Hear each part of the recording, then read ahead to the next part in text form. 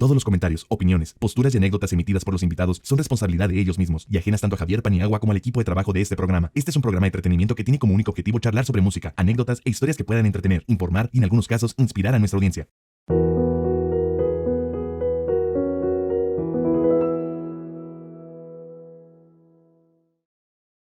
Mi querido Robbie Lear, estoy sumamente agradecido contigo por haber aceptado estar en este espacio. ¿Cómo estás? Muy, muy bien, gracias a Dios. Qué bueno, Robbie. Oye, Robbie, quiero que sepas que tú vas a ser oficialmente el padrino de este espacio. Tu capítulo va a ser el número uno, lo cual realmente me llena de mucha felicidad. Uf, qué honor para mí poder ser el capítulo número uno. Qué grande. Muchas gracias, Robbie. Oye, Robbie, al inicio de este episodio, yo ya di una breve semblanza sobre Robbie Lear. Sin embargo, me gustaría que, pues, de tu propia voz nos compartieras quién es Robbie Lear, de dónde viene, qué ha hecho y qué está haciendo ahorita. Uf, Sé que es algo muy extenso, hablando de una carrera como la tuya, ¿no? Pero si nos pudieras dar una semblanza. no, me encanta porque realmente siempre me gusta referirme a mi vida como una vida orquestada por Dios, porque tendría que ser muy cínico para decir, ah, yo soy un genio y logré esto y después hice esto y me metí acá y me contrataron acá y ahora estoy haciendo esto, todo Claro. por mis habilidades o porque yo soy un genio, aunque al ser bastante argentino podría decir eso con total naturalidad Yo por sí mi... creo que eres un genio, Robbie, ¿eh? Aunque fueras de cualquier nacionalidad, yo sí creo que eres un genio. No, y la verdad que sí, siempre ha estado la mano de Dios atrás, pero desde el comienzo, porque mi padre trabajó en la industria de la música, él era hijo de misioneros británicos, el papá de él fue un inglés que se fue en barco a Argentina y su abuelo era un irlandés de Dublín, protestante en Dublín, como Bono y U2, que eran Wow. protestantes en Dublín, que fueron en barco a Argentina como misioneros a ayudar y abrir iglesias. Entonces, mi padre tenía esas dos influencias, la parte de la fe, pero también la parte de la música. Y él, al haber sido hijo de misioneros, sabía lo que era no tener dinero o tener que Claro. depender del diezmo para el dinero y dijo, apenas termino el colegio, empiezo a trabajar. Todo bien, pero empiezo a trabajar. No quiero depender de otros. Y Claro. y él jugaba mucho al rugby y Ujú. uno de sus compañeros trabajaba en CBS en Argentina y le dice, ah, tú eres músico, ¿por qué no vienes a hacer AIR en CBS Argentina? Que AIR es Artist and Repertoire, ¿cierto? Artist and Repertoire, que es la Ajá. persona que coordina toda la estrategia de firma de artistas y en Ujú, esa época es aún más todo lo que eran las grabaciones, pero muchas ujú. veces el mismo AIR producía y ese Ok. fue el caso de mi padre y él firmó artistas como Sandro de América, Leo Dan, él eligió a uno de los tangueros más importantes, intérprete del tango, Julio Sosa, que es un No genio. me digas que firmó a Julio Sosa. Julio Sosa, que me vuelve loco a mí. Híjole, es que yo Era creo muy... que Julio Sosa con Gardel y Piazzolla son, uff, Ah, uff. Piazzolla también, mi padre trabajó con No puede ser, Piazzolla. Roy, qué Cada vez locura. que iba a Londres, Piazzolla lo buscaba a mi papá y lo iba a ver. Órale. Mercedes Sosa, además, un ex compañero de Sony Music Argentina, me mandó una foto recientemente. Mercedes súper joven, y mi papá súper joven, firmándola a Mercedes. A ver si nos lo puedes compartir y pues la ponemos aquí, mi Robbie. Estaría lindo, estaría lindo. Muy Entonces, lindo.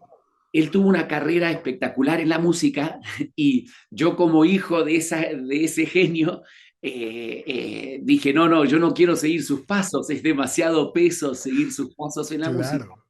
Entonces yo en un momento quise ser futbolista, hice pretemporada con el Brentford en Inglaterra, porque vivíamos en Inglaterra, pero me pude quitar las ganas de ser futbolista porque nunca había entrenado tan duro y dije, no, no, mejor el fútbol como hobby y busco algo en que trabajar.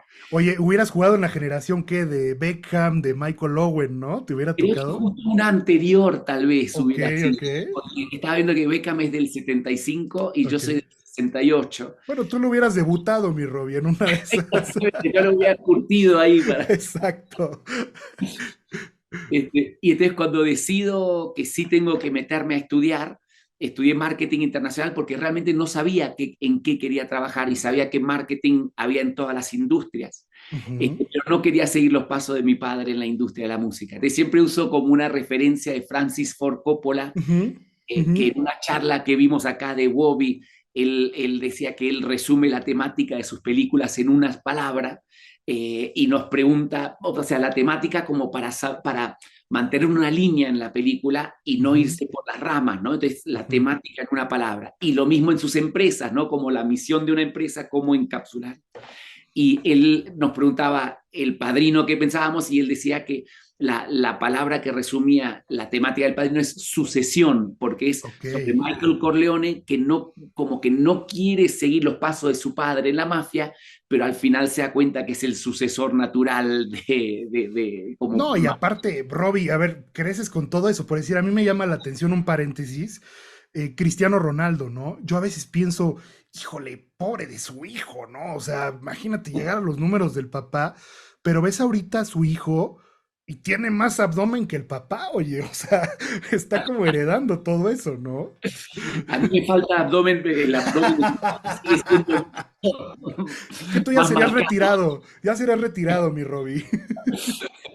Y, sí, pero es verdad, y es como un peso, pero circunstancialmente entré, porque yo no quería seguir sus pasos, pero yo estaba estudiando en Inglaterra y como parte de los estudios en la Universidad de Inglaterra podía ir a trabajar a un país eh, para hacer el año de prácticas en marketing. Entonces me Ok. dijeron que si yo conseguía trabajo en Argentina, podía hacer mi año de prácticas ahí, pero le escribí a muchas empresas que no eran de la música y nadie quería saber nada de un inglés argentino para Ujú. trabajar. En esa época no se hacía tanto esas prácticas. Estamos que hablando Y, como de los años 80, Robbie, más o menos. y finales de los Ok, 80 justo, ok, finales de ok. los 80.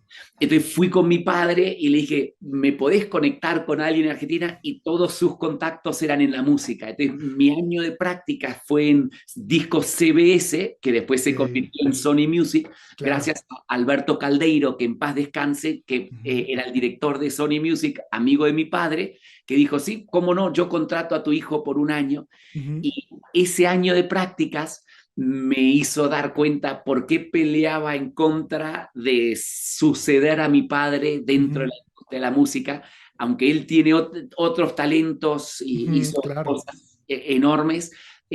Me abrió una puerta, pero después yo tenía que hacer mi propio camino dentro de la industria y ya tuve paz con eso y me encantó. Y desde entonces me fui de vuelta a Inglaterra, me gradué y Sony Music Argentina me dijo, cuando te gradúes ya tienes trabajo acá en Argentina. Entonces así es como entro en A la realidad. industria. Oye, Robbie, ¿y te costó trabajo ese paso de humildad de decirle a tu papá, ¿sabes qué?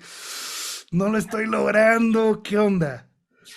Pues sabes que como no fue una situación de no lo estoy logrando, sino, bueno, de alguna manera sí, porque era tratar, lo que yo quería era ir a hacer ese año de prácticas en Argentina para reencontrarme con mis amigos Claro. de la infancia, porque a mí me habían arrancado de Ah, Argentina a los 14 años. Entonces, en realidad era, quiero hacer mi año de prácticas para reencontrarme con mis amigos. plan con maña, Robbie.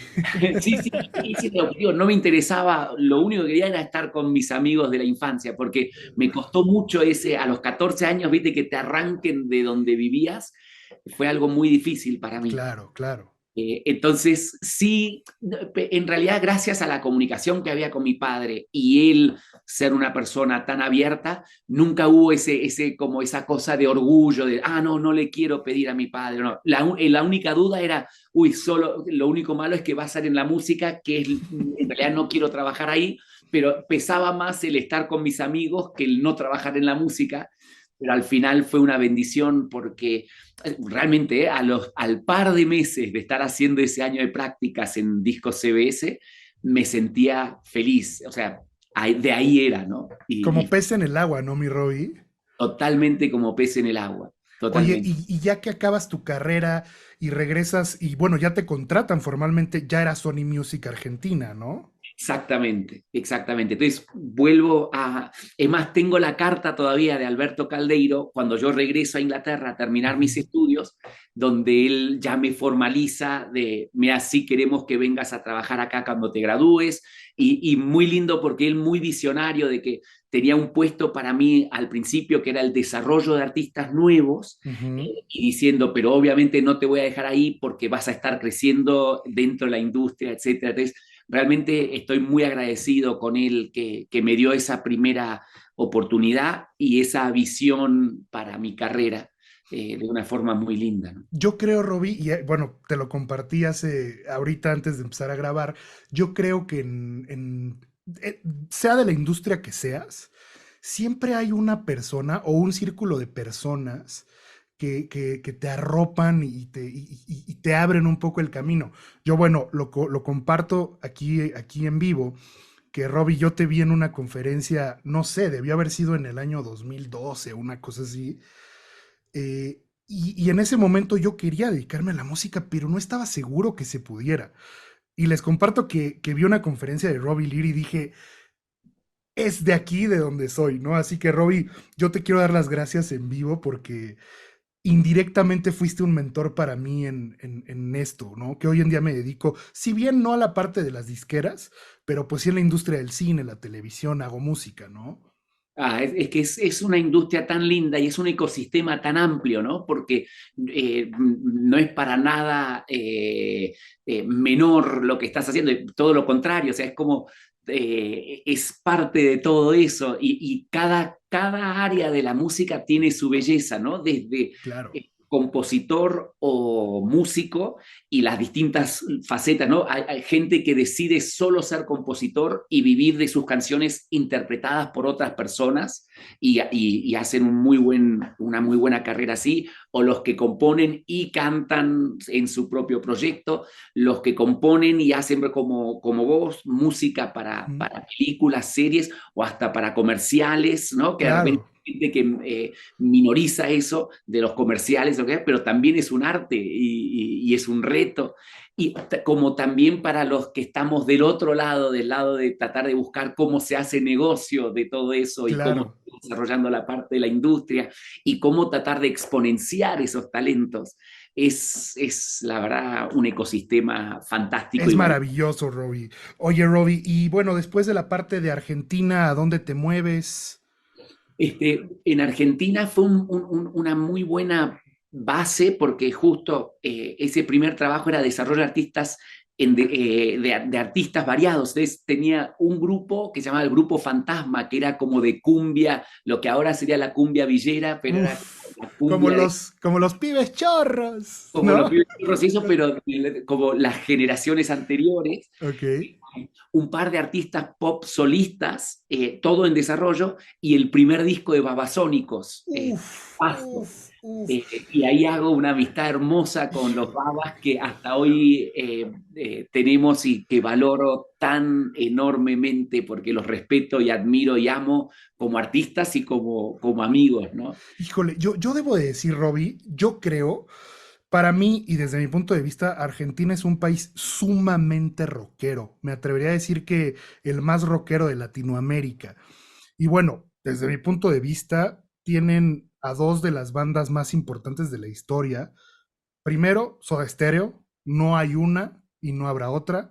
Y Babasónicos, me parece que es una banda que son genios, son incomprendidos. Ah, sí, es interesante porque lo que decís de lo incomprendido, cuando ese primer disco Pasto era transgresor, inclusive fue Gustavo Cerati que lo Ujú. recomendó a Sony para que lo firmaran. ¿De Y verdad? ni Sony sabía qué hacer con Babasónicos, porque era tan raro ese primer disco Pasto y los primeros discos.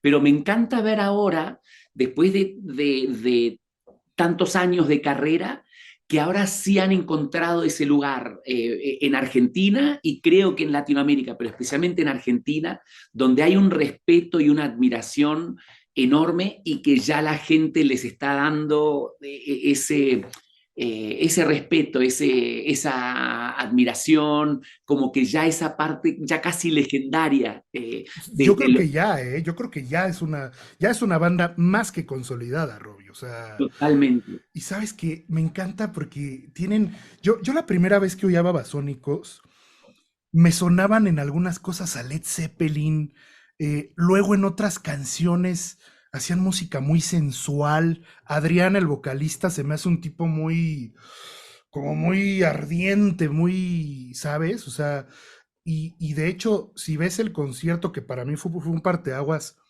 hay dos, el de Luna Park y hay otro que dieron en Viña del Mar. Uf, Wow. qué bárbaro, Babasónicos. Sí, totalmente. Y todo eso con una picardía en las letras y un juego que realmente él es un tipo muy inteligente, muy leído también, y me encanta cómo él se ha adentrado en la cultura mexicana como la argentina. Creo que él es un puente entre Argentina y México hermoso, donde acá tiene amigos en lo que es la literatura, en el arte, pero muy buena como tecnología, etcétera, y también en Argentina, y siempre ha apostado por gente, siempre me acuerdo, desde los primeros videos, él elegía a un director y la productora que era gente que estaba justo creciendo y que después se convertían en grandes personajes de la publicidad y todo en Argentina, pero él los elegía antes de que reventaran, ¿no? Y No, tiene esa visión. es y me parece que también estuvo metido en el cine y en muchas cosas. Fíjate que yo, digo, no lo conozco a él en persona, pero supe de él a raíz de, grabé un disco con Eduardo del Águila, que él es ingeniero de Ah, SOE y sí, seguramente lo conoces. sí, muy talentoso y muy Sí, buena gente. un genio, Eduardo. Y su esposa es argentina, Domitila Bedel se llama. Sí, Betel, perdóname. Bueno, no me acuerdo, es Domitila. Y ella es muy amiga de Adrián. Y justamente me dijeron que Adrián es un tipo extremadamente leído. Le encanta la cultura, las letras, la poesía. O sea, es una locura. totalmente, totalmente. Entonces sí, fue muy lindo que mi primer trabajo como oficial, porque el año de prácticas fui asistente del director de marketing y era la Ujú. típica, ¿no? Que agarrabas cualquier hueso que había ahí Claro. buscando para hacer. Pero mi primer trabajo formal era trabajando con bandas en desarrollo y de Ujú, distintos géneros. Entonces, desde muy al principio de mi carrera, no me encasillé, Robbie solo trabaja rock o solo ujú. trabajo pop, sino que como que un abanico muy grande que gracias a Dios he podido seguir en cada faceta de mi carrera trabajando con cosas de todo tipo de géneros, porque me encanta la frase, la variedad es la pizca de la vida, y Ujú. siempre he disfrutado de trabajar desde un Valentín Elizalde en la parte del regional mexicano hasta una pauta. Fenómeno también, un Uf, fenómeno, Valentín, fue un tremendo. genio. Tremendo, tremendo. Entonces, fue muy lindo ese comienzo y Sony Music me invita a venir a México después de un par de años a abrir empezamos un sello de rock dentro de Sony y me tocó trabajar la parte de música dance en los 90. Entonces, Ok. vine a Sony y gracias a eso pude editar el segundo disco de Babasónicos, pero el primer disco que se editó en México y los trajimos a México también. Es más, era tan limitado el presupuesto que me acuerdo que teníamos todavía la fábrica de Sony y en la fábrica ir a comer ahí por Tlalnepantla costaba 2 pesos. Entonces yo me llevaba a todos los babasónicos a comer a la fábrica de Sony para ahorrarnos dinero de viáticos. Oye, esa historia está buenísima. Y bueno, ellos estaban súper chavos, ¿no? Muy chavos, estaban muy chavos y pobres, los habíamos metido una casa que se alquiló por Tlalpan o algo, Ajá. y era tan escueto y tan malo que encontraron un hotel en el centro que tenía cucarachas y se mudaron a eso y ya se sentían como que estaban en el Four Seasons, ¿no? Bueno, pero es parte de la historia digo, es parte seguramente si le preguntas a Pepe Aguilar, a cualquier artista grande, pues te va a decir, yo empecé, o sea, estaba oyendo el otro día una entrevista de un comediante que se llama Franco Escamilla, Sí, buenísimo, y justamente decía que en sus primeras giras, pues él se iba manejando.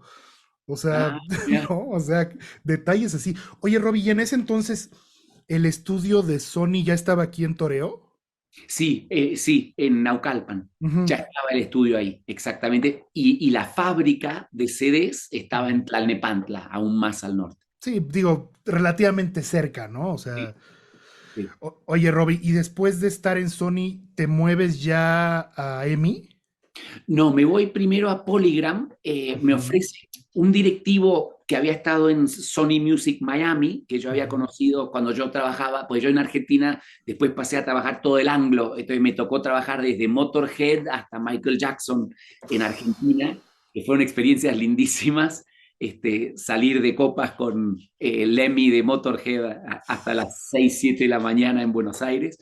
Este, entonces, como había trabajado lo de Anglo, hice muy buena relación con el que era el director de marketing internacional en Miami, un brasileño, Marco Bisi, ujú, y le ofrecen venir a México a hacer la cabeza de Polygram, que ahora es Universal. ujú, Entonces, claro, como él me conocía, me dijo, ¿por qué no te vienes para Polygram y armas ese sello de música alternativa aquí en Polygram? Y como en Sony en esa época habían en México, había habido como varios, nos ponían como varias trabas adentro, etcétera, había como algunas internas ahí.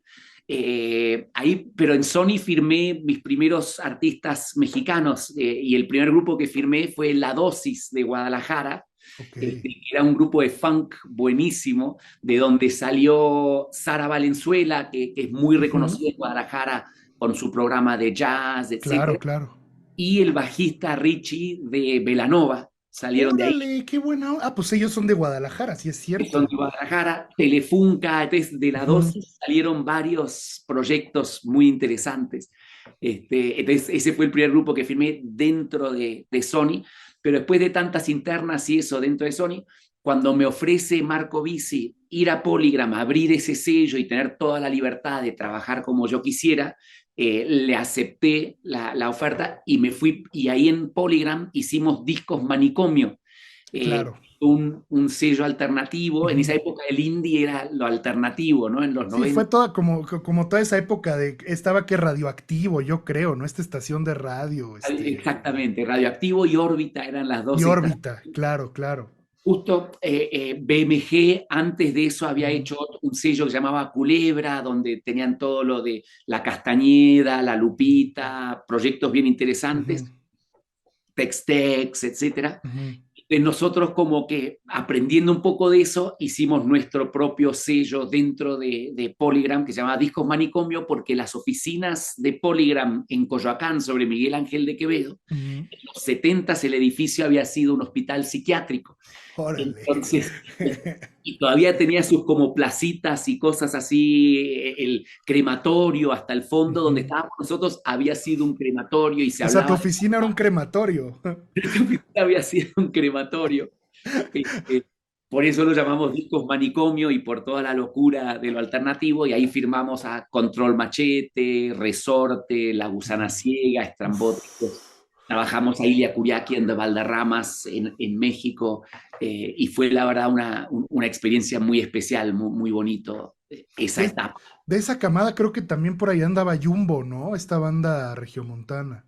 Sí, era parte de todo el movimiento, Ajá. pero Jumbo estaba firmado en BMG, Ok. que era como el otro sello que le estaba prestando atención al rock, y en EMI Ujú. estaba Camilo Lara, que firmó a Uf. Silvina Mosh, A Zoé Silencio. Zoé viene después. más Zoé adelante. viene después, sí. Uy, Camilo Lara es un genio, es una pieza muy importante de la industria, sin duda alguna. Y, Oye, y Robbie, regresando. en esa época Universal anteriormente es la que firma Molotov, porque también eran todos como del mismo movimiento. Es más, nosotros teníamos un demo y le hicimos un ofrecimiento a Molotov para firmarlos en Manicomio, pero no teníamos el presupuesto y ellos querían ser producidos por Gustavo Santaolalla, que tenía un subsello en lo que era la Universal pequeña, y Ujú. entonces firmaron ahí. Pero fue muy lindo, un momento de muchas bandas y mucho movimiento desde Monterrey, Ciudad de México y otros lugares muy interesantes. Oye, Robbie, sin duda alguna, ¿dónde jugarán las niñas de Molotov? Fue un parteaguas en la historia del rock, ¿no? Así Fue como muy el Rey de Café Tacuba, ¿no? fue muy importante y también el mucho barato de Control Machete y era Ujú, muy mucha gente se confundía entre Molotov y Control Machete. Molotov fue más explosivo porque fue tremendo el don de jugar a las niñas y pegó en España, en Argentina, en todas partes, pero fue muy interesante porque inclusive hicimos la gira Molochete entre ujú. Molotov y Control Machete. Entonces, creo que es de esos movimientos muy lindos donde no solo es un grupo, porque sí, Molotov era el importante y ese disco fue, como decís, un parteaguas del nuevo movimiento de rock en México y Latinoamérica, pero era lindo que había otros grupos como Control Machete y después más atrás Plastilina Mosh, Ujú. etcétera, y que se pudo sentir un movimiento Resorte y todo. Sí, y bueno, también después salió ya bandas como El Gran Silencio y toda esa camada, ¿no? Sí, sí, sí. Fue un momento muy bueno ese de los noventas para el rock en México especialmente. Yo me acuerdo perfecto de MTV, daba Sí, como el parteaguas. Yo me acuerdo cuando salió, creo que fue El Amor Amarillo, el primer disco de Cerati solista, ¿no? Y bueno, en MTV estaba a todas horas sus videos. totalmente. Y tenés razón, porque en esa época no existía YouTube y cosas así para Ujú, descubrir música. Entonces, como para descubrir cosas panregionalmente, era MTV y era MTV Noticias también con Javier Andrade y estaba Lynn Feinstein también dentro de MTV. ujú. Y era muy lindo, muy romántico. Inclusive llevamos a Lynn y las cámaras de MTV a Monterrey a que hicieran entrevistas con Zurdok, también era de los grupos que... Zurdo, claro, que bueno, Chetes, ¿cómo se llama? El bajista Mauricio Terracina. Mauricio Terracina, Sí, claro, nosotros ¿no? firmamos a Zurdok también y La Flor del Lingo, que eran de Monterrey, uno de rapcore, muy Ujú. buena banda. Entonces sí, todo ese movimiento de Monterrey fue muy fresco para esa nueva movida de rock. Oye, y En de México. hecho la movida de Monterrey es impresionante, o sea, puedo decir, me acuerdo perfecto cuando salió Cártel de Santa, inclusive Panda, Celso Piña, o sea, toda esa oleada regiomontana es brutal. Sí, y esa es como una siguiente oleada, porque en los 90 fue lo que llamaban la avanzada regia, Ujú, donde ahí sí se incluía el Gran Silencio, Plastilina, ujú. Control, Zurdo, La Flor del Lingo, Jumbo, y después, Jumbo. un poco más después viene Bolobán, Ujú. buenísimo también. Los Y Claxons, ¿no? Creo que son de allá pero también, eso ya como mucho más nuevos. siguiente oleada, o sea, después viene la oleada como de Panda y Ujú. después los Claxons, entre medio de todo eso y en paralelo lo de Celso Piña. Entonces, es que hay mucho, mucho talento. En todo México es espectacular cómo la música, en todas las partes del país hay tanta riqueza musical, desde lo folclórico hasta las alternativas nuevas, ¿no? que se hacen. A mí me vuela la cabeza México con eso y tanta cultura que hay y cada región tiene sus cosas, ¿no? Oye, Robbie, hablando, tocas un punto muy importante, la diversidad musical en México. A mí me parece que la banda que mejor supo aprovechar eh, toda la diversidad musical fue Café Tacuba. ¿Qué Ujú. opinas del fenómeno de Café Tacuba? Uf, a mí me parece espectacular, porque yo me acuerdo cuando llegué a México por ahí de finales del 94, no me acuerdo si justo en esa época, si antes o después salió Re, que Ujú, es un disco espectacular, y lo que a mí y gracias a Dios por esas circunstancias de la vida, en Universal después, Universal firma Café Tacuba, porque eran de Warner antes, entonces me tocó trabajar varias cosas, inclusive me tocó organizar que tocaran con Incubus en los Latin Grammys, y ir a hacerles la propuesta a Café Tacuba de que los organizadores de los Grammys proponían hacer un como mashup o algo entre Tacuba e Incubus, e ir al ensayo ahí el día anterior a los Grammys y ver cómo se llevaban las dos bandas, cómo trabajaban creativamente, qué iba a ser una banda y qué iba a ser la otra. Y eso es parte de esa versatilidad de esta banda. Entonces me ha tocado trabajar con ellos en distintos momentos de mi carrera y es un honor, la verdad, porque yo creo que ellos son las bandas que lo hacen tan naturalmente, no es forzado, ¿no? Hay veces que bandas tratan de meter lo folclórico de una manera como que medio forzada, o si son muy folclóricos, tratar de meter la parte del rock o lo moderno, como fusión de una forma, y ellos lo hacen totalmente naturalmente, y son cuatro entes tan talentosos y que cada uno aporta algo tan especial, y la suma de los cuatro es mucho más que cuatro, ¿no?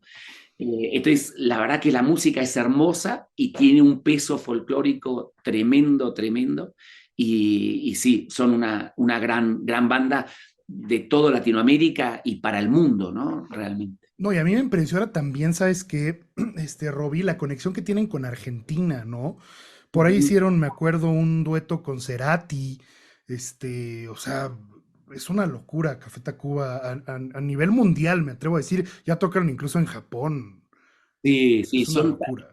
y son tan auténticos que eso es lo que me encanta, son muy ellos y nunca traicionan lo que hacen, pero saben cómo ir eh, evolucionando disco tras disco. Porque iba a decir reinventándose, pero no es una reinvención porque la esencia siempre está ahí, pero sí se animan a arriesgar.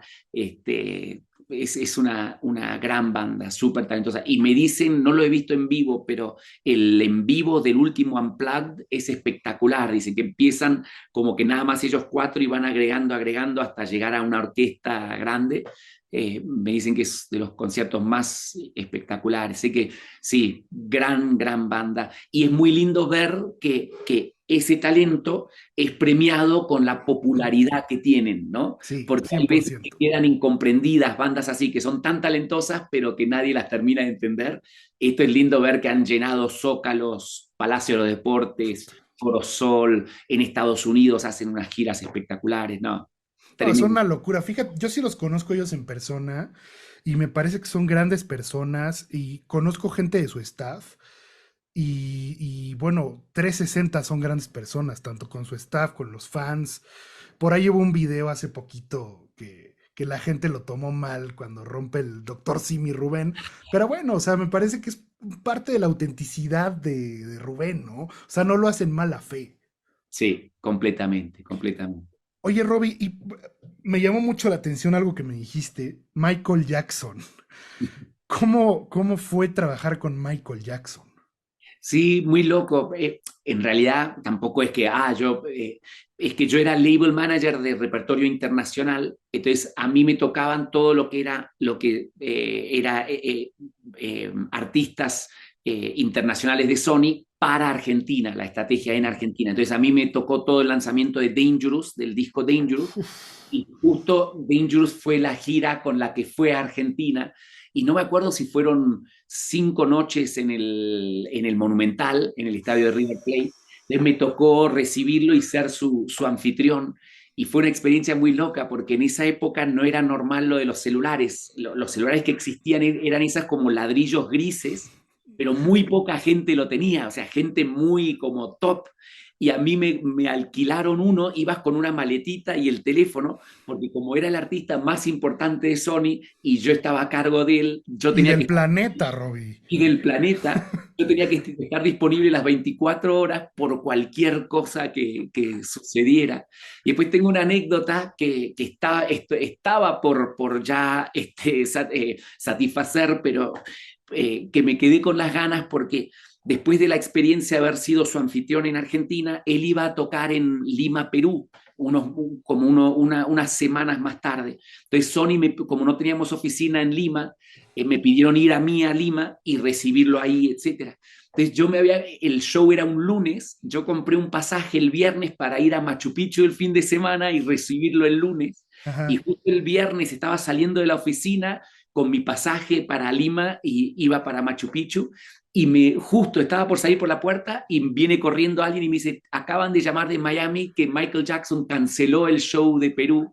No. Entonces, como no había celulares, yo tenía el dilema de decirle a esta persona, diles que no me agarraste, que ya me iba en el taxi, Ajá. y que para irme igual y hacerlo de Machu Picchu y decir, chin, no me agarraron a tiempo, Ya estaba allá, ¿no? estaba allá, porque no había celulares como para decir, yo en el taxi, que me hagan, no, se canceló, vuélvete, ¿no? Ajá. Había ido.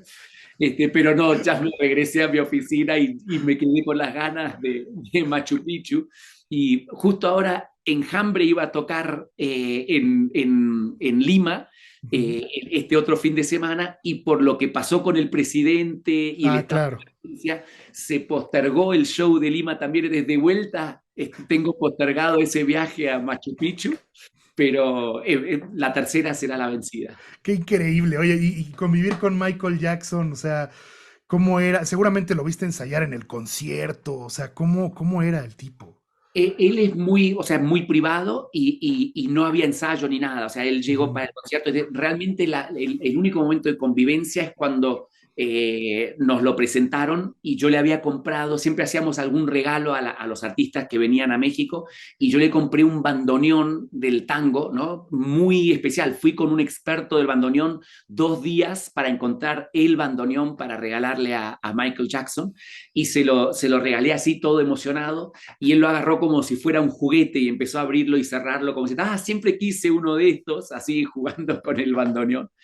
Pero conviví más con el que era el tour manager de él en esa época. Y él me comentaba que él, cuando Michael Jackson terminaba el show, todos los del staff le huían, porque si él conectaba la vista con alguien, los invitaba a jugar a las cartas, porque su forma de bajar del high del show era jugar como 5 o 6 horas a las cartas en su cuarto hasta que se sentía cansado y se iba a dormir. Y entonces ya el staff y todo no querían, porque significaba quedarse 5 o 6 horas jugando a las cartas. Y todos como que le huían así de, no, no, O sea, si veía al técnico, el baterista, vente. exactamente, así, no, no, no, a mí no, que no me elija. Qué locura, Robbie. Oye, Robbie, mira, en esencia, yo creo que todo mundo ha escuchado la palabra disquera, eh, pero hay mucha gente que no sabe qué es lo que hace una disquera. ¿Cuál es la función de una disquera?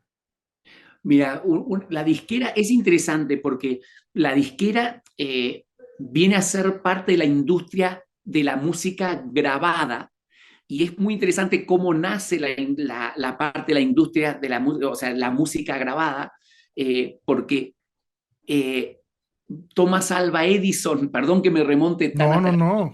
esta historia, estaba haciendo experimentos de llamadas de larga distancia, y de repente se da cuenta que puede grabar sonido. Ujú. Entonces, cuando hace, entonces tiene este hardware, este aparato, que es el fonógrafo, que puede grabar sonido y reproducir sonido.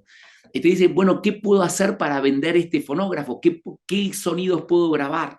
Y entonces decide, después lo agarra Graham Bell, etcétera, y desarrollan. Ahí es donde nace la industria grabada, de la música grabada, porque dicen, qué mejor que grabar música, y entonces la gente en su casa puede traer el fonógrafo y escuchar música grabada. Antes de eso solo podías escuchar con un piano y que alguien supiera tocar el piano, ¿no? Ujú. Y así se armaba la fiesta en la casa. Entonces, la industria de las disqueras nace como de casualidad, y empieza a evolucionar, porque va del fonógrafo al gramáfono, después los vinilos, los cassettes, los CDs, y ahora todo es digital, ¿no? Entonces, es una evolución así. Entonces, así nace. Entonces, la disquera es básicamente la parte donde se firma artistas, son contratos discográficos para desarrollar todos los derechos de las grabaciones de esos artistas. Entonces, tenés un manager que le maneja la carrera en general al artista. Tenés un agente de booking que vende los shows en vivo del artista, o tenés el agente que vende la publicidad, etcétera. Pero la disquera es la que lleva toda la estrategia de las grabaciones del artista, y ha evolucionado mucho desde ese fonógrafo hasta el modelo de suscripción hoy en día. Oye, Robbie, y por decir, eh, ¿cuánto cuesta hacer un disco en promedio y cuáles son los gastos que hay que contemplar? Lógico, a nivel disquera, ¿no? Yo sé que a nivel independiente, pues es 100 veces más barato, pero como una disquera, en promedio, ¿cuánto cuesta hacer un disco? Mira, igual puede costarte por canción entre 2.500 y $10.000, otras $20.000. Es muy amplio el abanico, Mm. pero como que partís de ahí en una disquera multinacional, ¿no? Entre 2.000, $2.500 aprox. Eso es básicamente. Y los videos es otro costo que también, como las grabaciones como con productoras independientes, podés buscar y rebuscártelas, pero también hay presupuestos bastante altos, desde $10.000 hasta $100.000. Me acuerdo una vez un video de Paulina Rubio con Estados Unidos que costó $750.000 en algún momento. O sea que son presupuestos grandes los que se pueden manejar. Más o menos esos son, pero la verdad que aún y en las disqueras puede ser muy amplio el abanico, dependiendo del género de música, los productores, etcétera. Oye, y los gastos, pues decir, me imagino uno es el estudio de grabación, otro es el productor, los músicos, o sea, alrededor de un disco, ¿qué gastos hay que hacer? Mira, generalmente el mismo productor con su presupuesto está manejando lo que es el fee de músicos, el mismo estudio, etcétera. Cambió mucho ahora gracias a la tecnología. La verdad, la industria de la música es bien interesante, porque desde que nació, que te decía la parte del fonógrafo, toda la evolución ha sido de la mano de la tecnología. O sea, inclusive CBS, que era disco CBS, que tenía Columbia y Epic, la compra Sony por tecnología, porque querían crecer verticalmente el creador del hardware, que es Sony, con lo que es el contenido, que es la música, ¿no? También Philips se metió mucho en la Ujú. música, que tenía aparatos de música, etcétera. Entonces, como que siempre ha ido mucho de la mano de la tecnología a la música. Entonces, la forma de hacer un disco también ha cambiado muchísimo. Ahora son muy pocos los artistas que graban en cinta realmente, que necesites un estudio grande, etcétera, pero todavía hay artistas que sí graban con cinta, pero muy pocos, y la tecnología lo hace tan fácil como para poder grabar discos, como una Billie Eilish en su casa, ¿no? Con el hermano. Entonces, realmente mucho de eso ya se absorbe con el presupuesto del productor, y él es el que tiene que ir manejando esos presupuestos. Oye, Robbie, y hoy en día, ¿cómo se consigue un contrato discográfico? O sea, ¿qué hay que hacer como artista para conseguir uno? ¿Y qué beneficios tiene un contrato discográfico? Mira, cómo conseguir es muy interesante, porque también se involucra la tecnología. Eh, Primero, yo lo que le digo a todos los artistas que están empezando es que de cero casi nada, nunca te van a firmar, como antes, que ibas de cero y veían tu talento y empezaban a trabajarte desde cero. Ahora, realmente un artista tiene que empezar trabajando sus redes, subiendo música a Spotify, a YouTube, y tocando y generando esa primera base. Porque ya cuando empieza a haber un ruido alrededor de ese artista con lo que ese artista ha hecho, es cuando las disqueras, que tienen herramientas ahora de analíticas, donde pueden ver las tendencias de artistas que se están desarrollando y pueden firmarlos. Yo, por ejemplo, tengo un artista que se llama Taylor Díaz, de Veracruz, que hace como un tipo reggaetón, R&B, y nosotros íbamos creciéndolo. Él iba tocando en antros e íbamos lanzando canciones, y él iba Ujú. desarrollando sus redes, y de repente de Universal en Miami ven, creo que fue con Chartmetric, que es una de las herramientas más interesantes de analíticas de la industria de la música, que toma en cuenta todo, desde el movimiento en Facebook, Instagram, TikTok, hasta lo que está pasando en seguidores en Spotify, en escuchas, lo que está pasando en YouTube, hasta comentarios y ruido dentro de las redes. Y ahí ven, este artista está en una tendencia acelerada de crecimiento. Entonces, con esa data, lo contactaron a Taylor vía un direct message, y fue muy lindo, porque le dicen los de Universal Miami: sabemos que eres independiente, y él, muy orgulloso, y me encantó, les dice: no, yo no soy independiente, yo trabajo con Robbie Lear. Me gustó mucho. Y pues ya hablamos con Universal, y nos mostraron una actitud buenísima, y negociamos, y llegamos a un arreglo que fue muy bonito. Entonces, como artista tenés que ya desarrollarte, porque una disquera es muy grande y no, es como pedirle a una disquera tan grande, desarrollarte de tan chiquito, no da. O sea, ahí ya el artista tiene que hacer eso. Y también lo bueno de que se desarrolle solo es que demuestra si tiene esa conexión con un público, si hay un público ahí. Y justo son esas tendencias que uno puede ver con las analíticas, ir a verlo en vivo también, estar desarrollando su show en vivo, y creo que ahí es como o una disquera se va a interesar o a medida que vas creciendo vas conociendo gente, managers, gente de las disqueras, etcétera, y vas buscando esa oportunidad. Pero no es como antes de, manda tu demo a la disquera y a ver si te contesta. Oye, por decir, o sea, en tu caso, cuando llegaban los demos a la disquera, ¿sí los escuchaban o habían unos que no, otros que sí? Porque seguro te llegaban millones, ¿no? Llegaban muchísimos y nosotros tratábamos de escuchar todos y tratábamos de contestarles, pero la verdad es difícil porque veíamos a tanta gente que decía, es que yo solo quiero que alguien me diga que sí o que no. Pero había veces que llamabas o le contestabas a alguien para decirle que no y se ofendían. Entonces Claro. también como un círculo un poco vicioso, pero tratábamos de escuchar todo. Y lo que sí, para nosotros era clave el verlos en vivo. El único Mm. artista que firmamos sin verlos en vivo era Control Machete, No, bueno. que no. Es que al Control Marchete lo firmabas a ciegas completamente, ¿no? Son genios. Que fue muy lindo. Oye, fíjate que hablando de eso, yo tengo creo que tres ejemplos de este concepto que dices, que primero el artista se tiene que cimentar así solo para después recibir ya el apoyo de una disquera. Yo podría decirte DLD, es una banda que se hizo desde abajo, otra que tú tienes Enjambre, 100%. Ellos empezaron, yo me acuerdo, tocando en Ecatepec y de manera muy orgánica, jalando a la gente hasta, creo que llenaron el Palacio, una locura.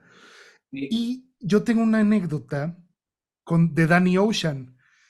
Eh, Cuando yo estudié con Francisco Granados, mi tocayo, que él ahorita tiene un gran puesto, me parece que en Sony, está en Sony En en Sony, Miami. Sí, la editorial, sí, sí. muy buen ejecutivo y muy buena gente. Yo me acuerdo cuando estábamos estudiando que me decía, es que escúchate este cuate que se llama Danny Ocean, es un amigo de Venezuela, y él nos decía, es que de verdad tiene algo el cuate. Y yo agregué a Danny Ocean en Facebook, digo, no tenía ni 3 seguidores, y hablamos así por inbox, oye Danny, ¿cómo estás? Y bueno, yo tenía la idea de grabar algo con él, y 6 años después, o 7, sale Me Rehuso. O sea, ¡pum! O sea, y sí, o sea, dije, Paco fue profeta en eso. O sea, y Danny Ocean hoy es del tamaño mundial del artista que me digas.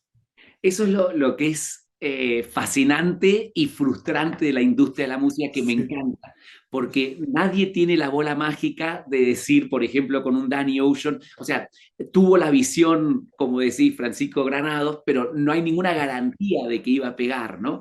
Y hay veces que trabajás con un artista varios años y estás ahí, te sentís como el hámster dando vueltas en la rueda y decís, estamos haciendo todas estas cosas y no termina de reventar.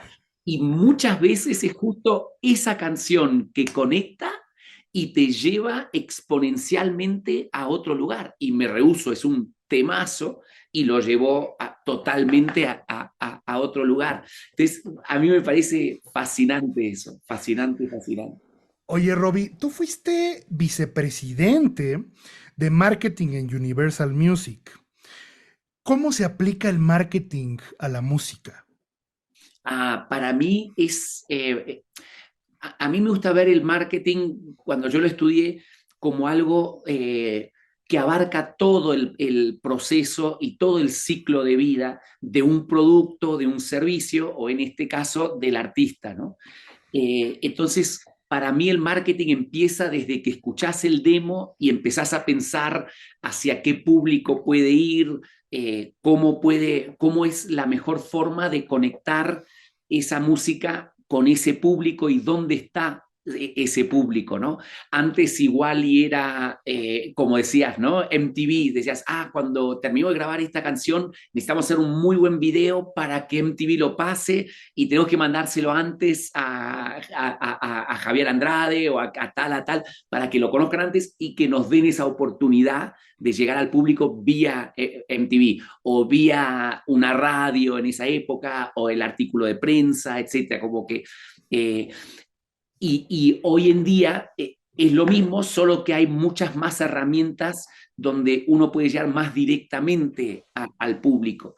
Entonces creo que el marketing es clave en eso de cómo haces para conectar la música y al personaje del artista con su público. ¿Quién es ese público que hay que conectar? Porque muchas veces uno puede tirar balazos y es el público equivocado y tenés que cambiar la estrategia para llegar realmente al público que quiere consumir eso.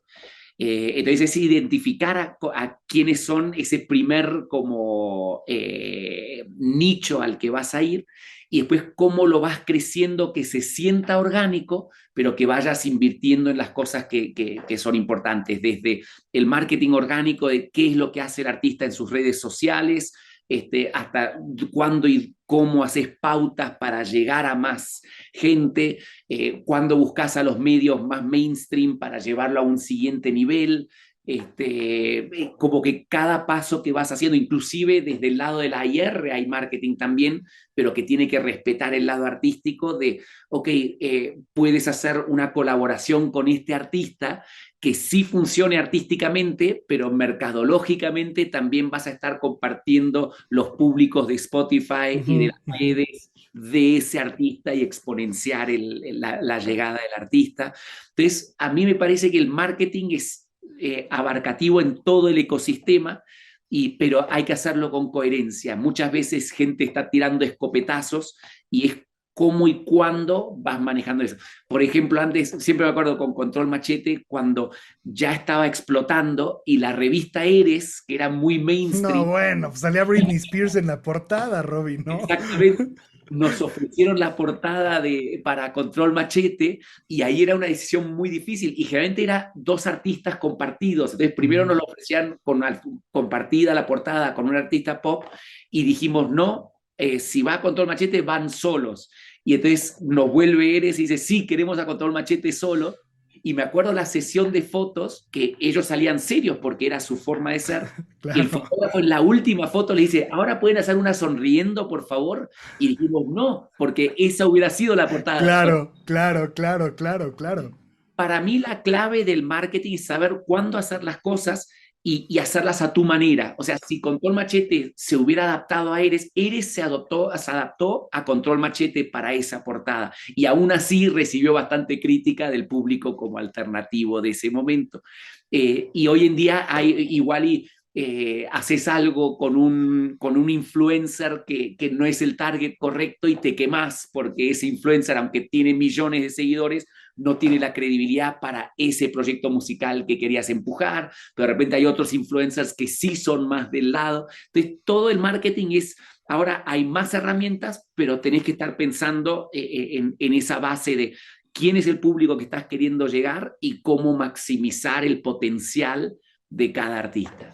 No, es que me parece, Robbie, que en el marketing musical debes de tener dos olfatos. Primero, un extraordinario oído musical y en segundo, entender el marketing. O sea, yo creo que es un combo doble.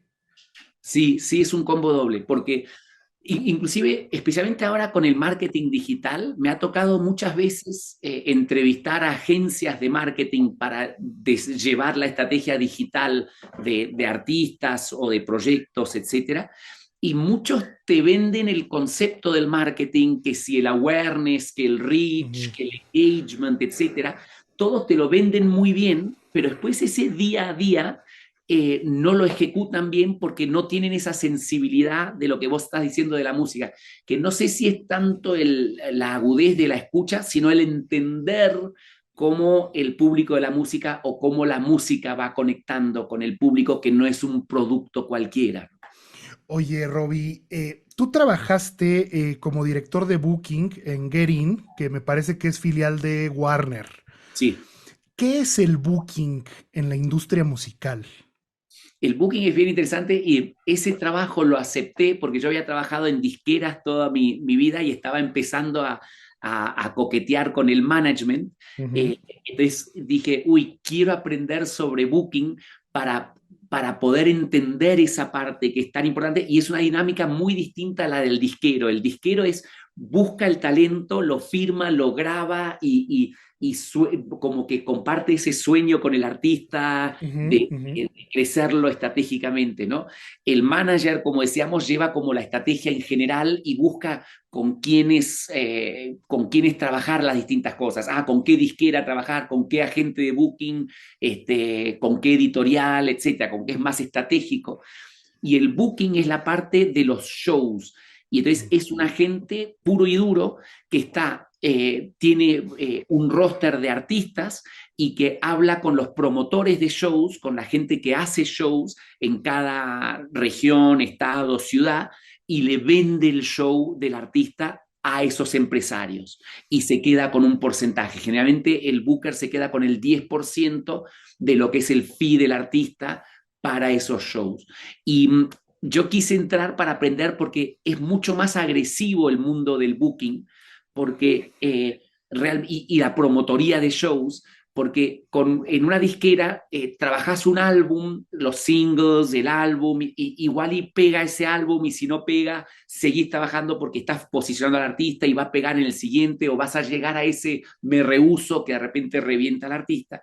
Pero en la parte del booking y shows, tenés 3 meses para vender un show y el empresario o gana plata y puede ganar mucha plata o puede perder mucha plata ese empresario. Entonces el booker tiene que ser muy agresivo y negocian muy fuerte y muy duro porque como que no se pueden andar con vueltas, es directo y el resultado es inmediato. Pasan 3 meses, fue sold out o vendió bien y le fue bien al promotor o le fue horrible y el promotor al booker le dice, desgraciado, ¿por qué me vendiste esto? Me lo vendiste demasiado caro y perdí no sé cuántos miles de pesos o lo que fuera. Entonces, es una dinámica muy interesante y entonces por eso entré a Getin, para aprender ese lado. Entonces, el agente de booking tiene que tener muchas, muy buenas relaciones con los empresarios de los shows, de los festivales, de las ferias, y entonces es un vendedor puro y duro, pero tiene que tener la estrategia y el sentido común de cómo vender al artista para que le vaya bien al empresario y qué precio ponerle. Si cobras demasiado y le va mal al empresario, o por ahí cobraste demasiado poco y el empresario se fue Ujú. con demasiado dinero y le quedaste mal a tu cliente, que es el artista. Entonces, la verdad que es algo, es un arte la parte del booking, fuerte porque es agresivo, pero también de relaciones a largo plazo y de poder tener una credibilidad de que te compren a tus artistas. Oye, Robbie, por decir, el Booker también ve la parte de, te voy a poner, a ver un ejemplo, Enjambre, supongamos Enjambre. Si tú los llevas, por decir, a tocar a Torreón, el Booker también tiene que checar todo el tema de los hospedajes, los traslados, todo eso también lo tiene que ver el Booker o el tour manager, o cómo es ahí. Ahí ya somos nosotros y en nuestro equipo tenemos al tour manager y entonces el agente de booking cierra el show en Torreón y Ujú, nos dice, ya cerré este show, va a ser febrero 22 por tanto dinero y el booker es el que negocia y para mí una de las cosas claves en booking es, por ejemplo, te pueden decir, vendí tu show por 500.000 pesos ujú, y la clave es puesto 500.000 pesos o más los gastos de vuelos, etcétera. Porque claro. el costo de vuelos, etcétera, hoteles y todo, te pueden repercutir en otros 80.000 o 100.000 pesos, ¿no? Entonces, ahí sí te dice 500.000 puestos, entonces nosotros de esos 500.000, con el tour manager tenemos que hacer toda la planeación de los vuelos, hoteles, etcétera, de la forma más efectiva para que sea lo menos posible para no quitarle a esos 500.000. Y entonces el booker nos pone a nosotros como equipo de management en contacto con el empresario y el empresario entonces nos conecta al tour manager con la gente de logística del show para decir, Ujú. este es el vuelo, llegamos a esta hora, para que manden la camioneta a recogerlos al aeropuerto, etcétera. Y después, pero al mismo tiempo nos conecta con la persona de producción técnica y nuestro production manager, el manager de producción, ya le manda el rider de Enjambre y el de producción de ellos les manda un contra-rider de decir, ah, mira, sí tengo esos micrófonos, pero la batería la tenemos de esta otra marca que es similar a esa, hasta que se ponen de acuerdo. Y ya cuando llegan al lugar, la tour manager o el tour manager y el production manager o la production manager ya se juntan con su gente y ya a ver si ya les cumplieron todo lo que estuvieron negociando, Hacer trabajando. como el check, ¿no? A ver, de sí, está tal ampli, tal Exactamente. batería, Las luces son las correctas, la pantalla. Muchas veces de repente están tocando en Veracruz, en no sé, en Orizaba, y me llama el production manager y me dice, no me están cumpliendo con la pantalla. Yo les pedí una pantalla de tal tamaño y parece una tele. Entonces, uno como manager tiene que sopesar hasta dónde uno se pelea con el empresario y le dice, Claro. no, ponme esa pantalla sí o sí, o hasta dónde le aceptás y dices, mira, no es la pantalla que te pedimos, pero te valoramos mucho porque estás haciendo, nos compraste 8 shows, entonces Ujú. como que te la acepto, pero para la próxima cuídamelo más. ¿Me entendés? Es siempre ese equilibrio, hasta dónde te peleas con alguien o hasta dónde dejas pasar ciertas O cosas. sea, tienes que ser sumamente flexible, me parecen algunas cosas, ¿no? O sea, como muy ecuánime. Muy ecuánime. Y hay veces que yo me cuestiono si fui demasiado flexible y no apoyé al production manager, o si hay veces que soy demasiado estricto y puedo estar perdiendo un buen cliente por decirme, no, ahora no tocan a menos que me mandes esa pantalla del tamaño que te dije. Entonces, Ujú. igual y te la ponen, pero te dicen, ah, esa es la última vez que trabajo contigo, ¿no? Y te cerrás una puerta. Entonces, siempre es ese, como cuando no sé, cuando estás criando un hijo o algo, de si estás siendo demasiado disciplinado o si estás siendo demasiado Sí, sí, flexible. sí, o muy barco, como le decimos en México, ¿no? Totalmente. Oye, Robbie, a ver, ¿cómo se gestiona? Sé que es muy complejo lo que te voy a preguntar, pero ¿cómo se gestiona una gira? Es decir, como ejemplo, Zoé saca un nuevo disco, ya está el disco, ya tiene fecha.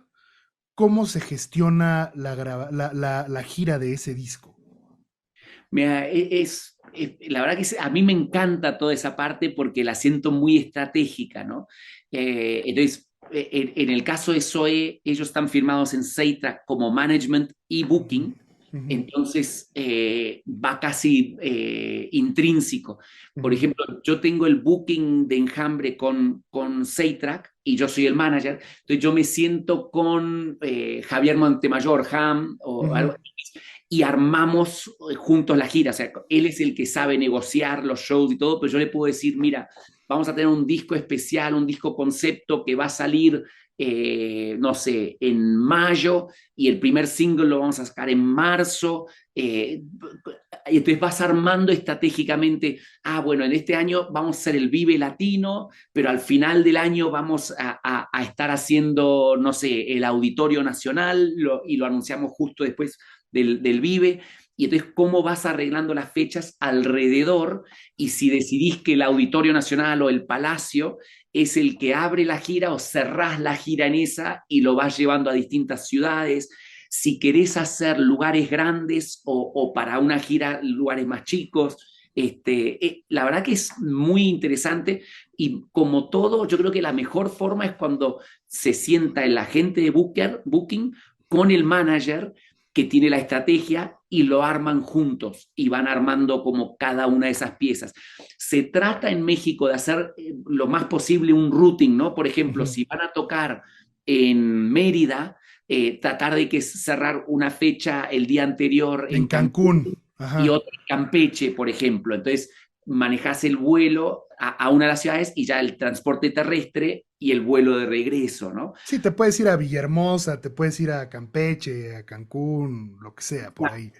Y no siempre es fácil eso, porque de repente algunas de esas ciudades no son tan buenas para la venta de tickets, Ujú. es como que o no es el timing correcto para esa ciudad, o dicen, no, nosotros solo los sábados porque en viernes no se cierran fechas.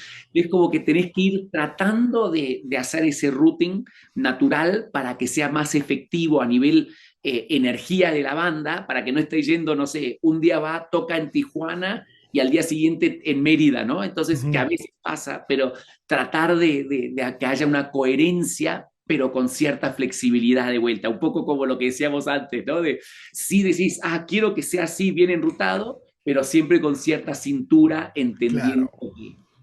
que es eso. En Estados Unidos se maneja más ese ruteo y nosotros con nuestro agente de booking en Estados Unidos hacemos giras. Ahora estamos como que en la modalidad de febrero y marzo, aprovechamos antes que todos empiecen a girar en la primavera, a hacer Ujú. shows ahí, y entonces nos cierra shows tipo en Washington, Nueva York, Miami, Los Ángeles.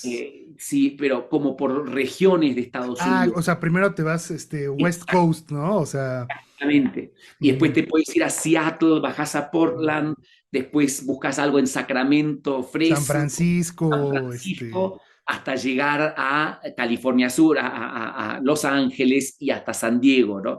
O todo lo que es la parte de Texas y buscas cómo ujú. enrutas Houston, San Antonio, Dallas, El Paso, ¿me entendés? Y cómo va marcando.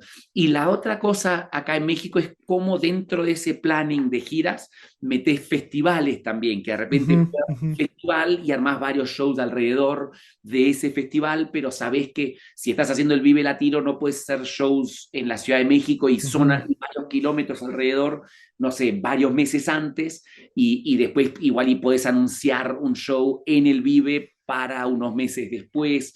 Entonces, cómo usás los festivales estratégicamente también y las ferias de los pueblos, que son muy importantes también, pero si abusás de las ferias, el fan se acostumbra a ir a ver tu show sin pagar un ticket. Entonces, Ujú. de buscar ese equilibrio de que el fan pueda comprar y poner bien el precio, estar estableciendo bien el precio para no quedarte demasiado corto o no poner un precio demasiado alto, encontrar ese equilibrio.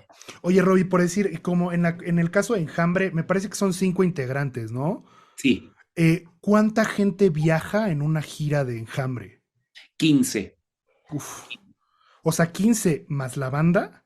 No, no, 15 incluyendo la banda. Entonces son Ok. la banda más 10.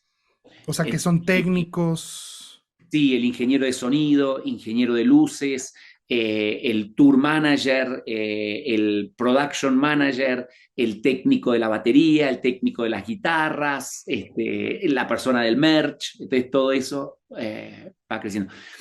Y de repente cuando estás trabajando una gira de Estados Unidos que no podés llevar a los 15 por costos, ahí se la tienen que rifar y vas solo con 3 o 4 del staff y ellos tienen que ir Sí, manejando y el técnico del bajista se va luego con el baterista y el del guitarrista con el tecladista y todos le entran, ¿no? totalmente. Oye, Robbie, por decir, ¿cuánto cuesta aproximadamente hacer, por decir, un show, digamos, en el Auditorio Nacional? ¿Cómo es la logística? O sea, si hoy quisiera hacer un show en el Auditorio Nacional, ¿cuánto cuesta y qué es lo que hay que hacer?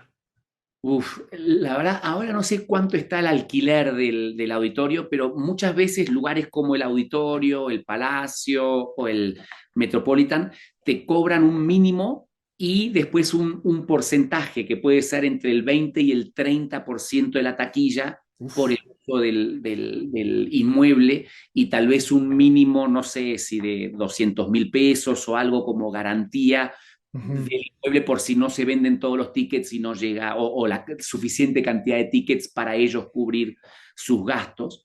Y después tenés que pensar en de repente lugares como el Metropolitan tienen cierta cantidad de luces y cierto audio, pero tenés que reforzar mucho. Entonces por ahí en un Metropolitan, por ejemplo, necesitas unos de producción nada más, otros entre 100.000 y 150.000 pesos nada más para reforzar audio, luces, backline o lo que fuera. Ujú. Y en un auditorio puede ser aún más que eso, entre 150 y 200.000 pesos, dependiendo, ¿no?, de las necesidades De cada grupo artista, claro. de cada artista. Y después tenés toda la parte del marketing, que si es un auditorio tenés que vender 10.000 tickets, entonces cuánto vas a invertir en vallas, en pautas digitales, etcétera, promoción, tal. Se te puede ir ahí otros 200.000 pesos fácilmente. Entonces sí son números grandes para hacer un auditorio. Y muchos artistas de repente hacen un auditorio y saben que a nivel ganancia no va a ser tan grande como tal vez un Pepsi Center o algo así, pero por el lado como del prestigio, etcétera, deciden hacerlo para que esas 10.000 personas salgan hablando de que fue el mejor show que han visto y de que otros empresarios digan, ah, sí, vi que hicieron el auditorio, que les fue muy bien y que surjan otras contrataciones alrededor. O incluso para grabar, no sé, un DVD o algo por el estilo, ¿no? Un video. También que te cobran un derecho de piso también para Ah, ¿de grabar. verdad? O sea, si tú quieres grabar un en vivo, ¿te cuesta? Sí, sí. Depende del Órale. inmueble, cuánto te cuestan, cuánto te cobran, porque es el nombre, es el inmueble, etcétera. Y ahí sí es un fee, si quieres grabarlo en vivo, te cuesta tanto. Órale, eso sí, fíjate que eso sí no lo sabía. Oye, Roby, ya vamos de salida. Tú, bueno, trabajaste con Daddy Yankee, a quien yo personalmente no conozco, pero lo admiro. Me parece que es una pieza importante, pues de la música popular y de la cultura popular. ¿Por qué crees, Robbie, que el reggaetón penetró tanto en el mundo? Wow, sí, porque es tremendo como entró, ¿no? Híjole, o sea, Yo creo que son los ritmos que ayudan a que públicos que no entienden la letra en español lo asimilen y lo bailen y que no les importe tanto la parte de la letra.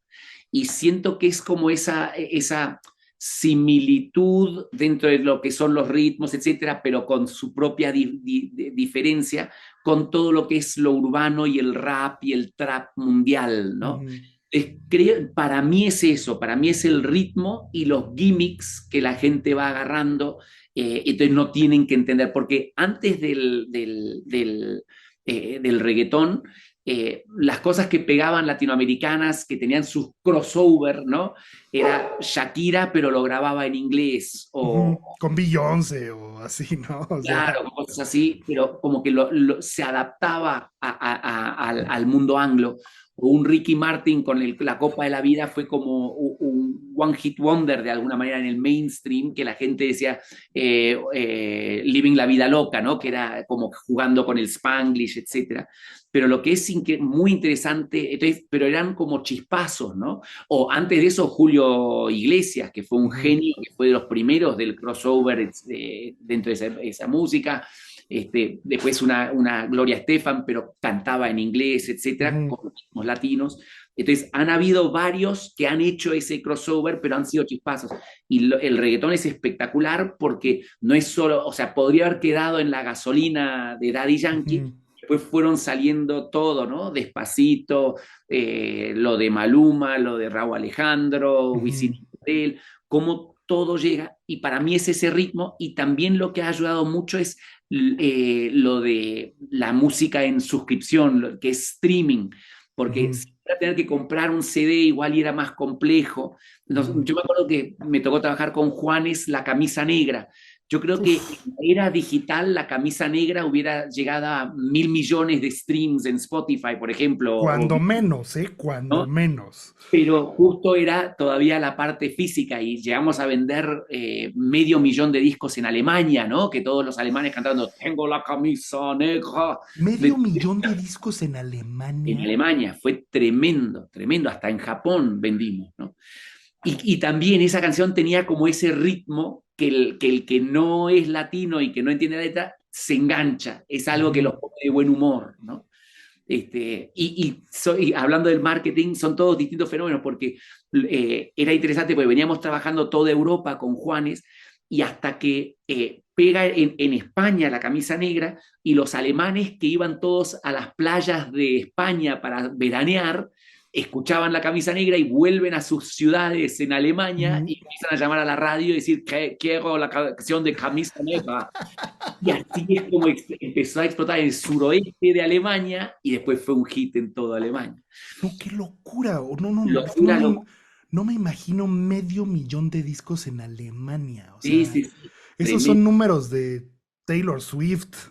Sí, sí, ahí estaba en los charts de Alemania enorme y después se difundió en toda Europa y el resto.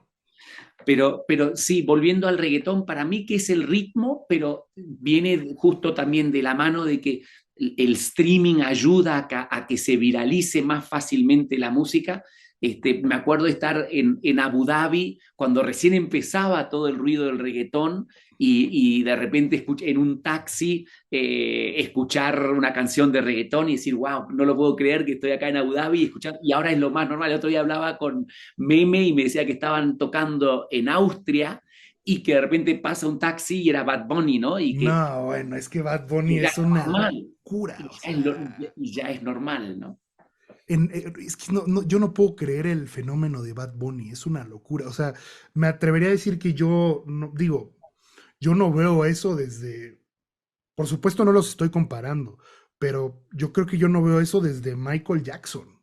Es tremendo, sí, lo del Estadio Azteca, de la reventa, de la gente llorando porque no logró No, conseguir no, boletos. no. O sea, No sé si dijeron, no sé, no me acuerdo cuánto fue cuando salieron a la venta y se vendieron rapidísimo, no sé si eran 4 millones de pedidos para compra y solo podían estar esos dos aztecas, ¿no? Que haber sido no, 200.000. y se acabaron en minutos, o sea, literal en Tremendo, minutos. tremendo. Oye, Robbie, ya como de las últimas dos preguntas, sabemos que la industria musical ha cambiado, todo es en streaming a través de estas plataformas, Spotify, Apple Music, entre otras. ¿Cómo les paga a los artistas estas plataformas? O sea, ¿cómo ganan ellos?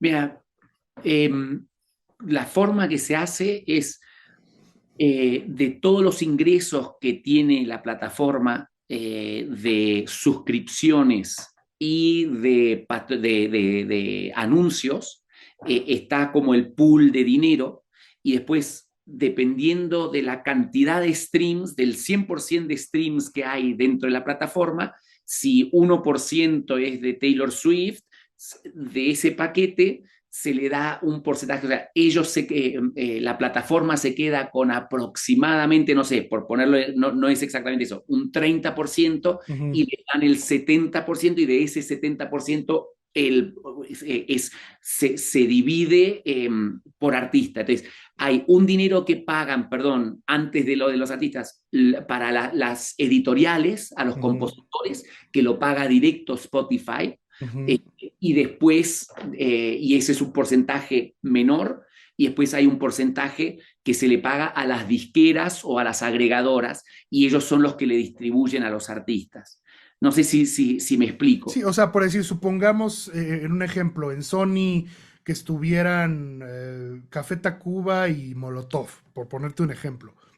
Sony recibe la lana de Spotify y ellos a su vez le dan su respectivo porcentaje a Café Tacuba y a Molotov.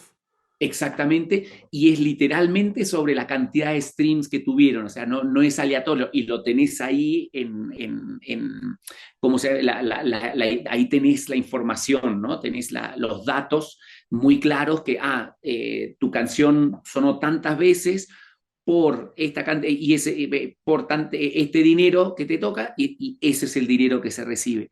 Y te soy muy honesto, no sé si has visto, y les recomiendo la serie, una pequeña serie sueca que hay que se llama Playlist La en acabo Netflix. de ver, está brutal, Es brutal, buenísima brutal. porque da la perspectiva de cada persona, ¿no? Desde Ujú, Daniel Ek, el fundador, pero después el que fue su socio, después la abogada que tuvo que ujú, ujú. intermediar entre Spotify y las disqueras, que eran El muy programador. conciliar, el mismo programador. Ajá. Y la última es la artista, y yo siento que cómo pintan al artista como la víctima y que Spotify es un ogro al artista, yo no comparto eso, porque en realidad siento que es muy justo cómo es el pago.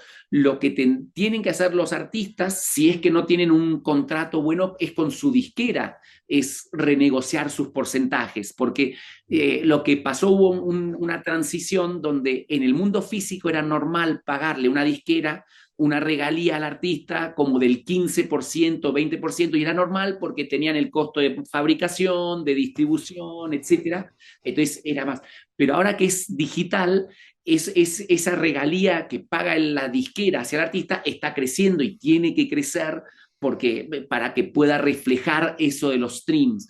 Entonces, ese problema que tuvo Taylor Swift, etcétera, para mí, en vez de atacar a Spotify, tienen que renegociar con Con sus disqueras. para incrementar esos porcentajes. Y eso que dicen que hay un long tail y que hay gente que no gana dinero, pero así ha sido en la industria de la música siempre. O Sí, sea, claro. 100 CDs o 100.000 CDs, pero dependía realmente de la conexión con el artista. Nosotros tenemos artistas independientes que ganamos muy buen dinero del streaming, y es muy práctico ese streaming y llegamos a mucha gente, ¿no? Y lo que es distinto del streaming a lo que era de los discos, que es clave, es, por ejemplo, nos tocó trabajar el último disco de estudio de Café Tacuba, la parte del marketing, y cuando empezamos el lanzamiento de ese disco, no me acuerdo cuánto tenía Eres de streams, pero al trabajar el nuevo disco siguen incrementando los streams del catálogo, ¿no? Claro, No, claro, claro. pero antes, si tú tenías tu CD, comprabas el CD nuevo y te daban ganas de escuchar, me compré el CD nuevo de Café Tacuba, voy a volver a escuchar el re porque se me antojó, Claro. pero volvías a escuchar eso y no generaba dinero para el artista. Ujú. Ahora sale un disco nuevo y decís, voy a escuchar de vuelta el re, cada stream le está generando dinero al artista. Entonces, para mí es buenísimo eso. Fíjate que ese punto yo no lo había pensado y sí, o sea, no sé, a los Rolling Stones, eh, pues les genera desde el Exile on Main Street hasta la Bigger Bank, ¿no? Totalmente, totalmente. Y antes no te repercutía en dinero porque agarrabas el CD de tu colección y lo volvías a poner. Acá cada stream te está redituando dinero. No, y también es un negociazo la parte de los playlists, porque si tu rola está en un playlist, yo me acuerdo que una pieza mía entró a un playlist de Spotify y millones y millones de reproducciones. O sea, que yo no hubiera generado nunca, pues de manera, pues yo solo, ¿no?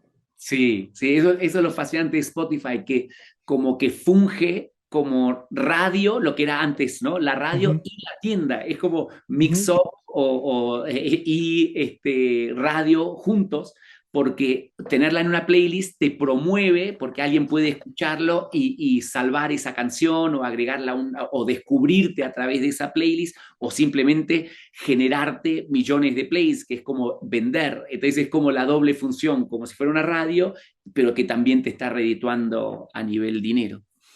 Oye, Robbie, ¿tú qué opinas de la movida que hizo Taylor Swift en la industria de la música? De lo que regrabó sus discos, sus versiones. Me Sí, parece que revolucionó la industria, ¿no?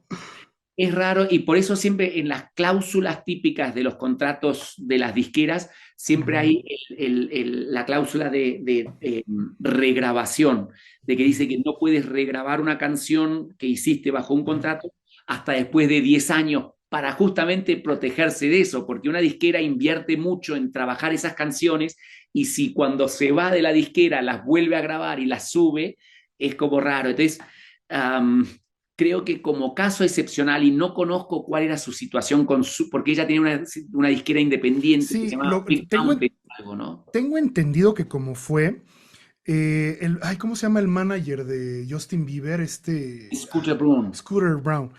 Scooter Brown compra la disquera que tenía los derechos de Taylor Swift Sí. y Taylor Swift, no sé, creo que le ofreció así como 300 millones de dólares, no, no me acuerdo la cifra, Mm, para comprarle los derechos a Scooter. Y Scooter dijo así como no. Entonces Taylor lo que hizo fue regrabar sí. pues los discos, ¿no? O sea, lo cual, bueno, desde la perspectiva de Taylor, pues me pareció una jugada fascinante, ¿no? Totalmente. Y es muy loco. Estoy dividido, la verdad. Yo también. no sé cómo fue bien esa interna, pero de alguna manera, si los contratos eran justos, ella tendría que respetar eso y dejarlo ahí.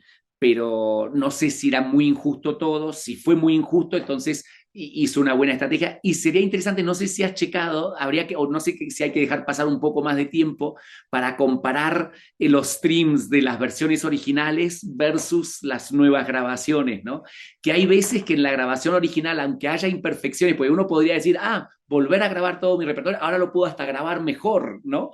Pero muchas veces hasta las imperfecciones son lo que le dan la magia a esa grabación original. Pues es que yo siento que pierde, o sea, no sé, si hoy en día, no sé, Paul McCartney regrabara Yesterday, porque me parece, yo creo que la ha de haber grabado en mono en ese entonces, Ajá, pues no creo que causaría el mismo efecto, ¿no? O sea, que a que lo grabara ahorita en estéreo y lo mezclara en 5.1, ¿sabes? exactamente, Habría que ver cómo van los streams de la gente y como sus fans son tan guerreros o guerreras con ella, guerreres, seguro que para apoyarla están haciendo play y escuchando y streameando las nuevas versiones, supongo, pero bueno, habrá que ver El cómo. otro día no veo TikTok, pero ya ves que luego descargan los TikToks y los suben a Ajá, Instagram. en los reels, sí. Vi uno buenísimo que pues están como unas chavitas en una fiesta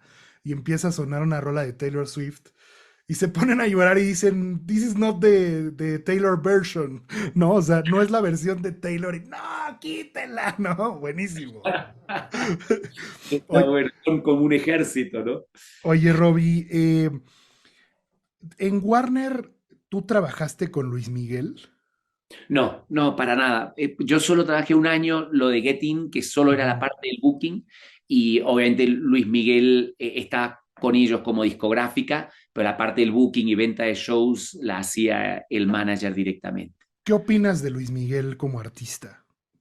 Para mí es un fenómeno. Lo llegué a ver cuando justo viajando, un viaje de trabajo de Getín a Medellín, en Colombia, me tocó ir a verlo a la Plaza de Toros de Medellín, que justo coincidía que tocaba ahí, y me parece un gran artista. A mí me encantaría, si yo fuera su disquera o manager, organizar, él podría hacer o sea, la serie le creó un comeback Ujú. espectacular porque de haberse clavado todos a hablar del chisme de él, que si estaba Sí, mal, que si cancelaba shows, que si no sé qué, que esto, que lo otro, como que la gente se enfocó en el ser humano, en el niño, pero también en las canciones, que es tan importante, y él como intérprete, ¿no? Que es enorme.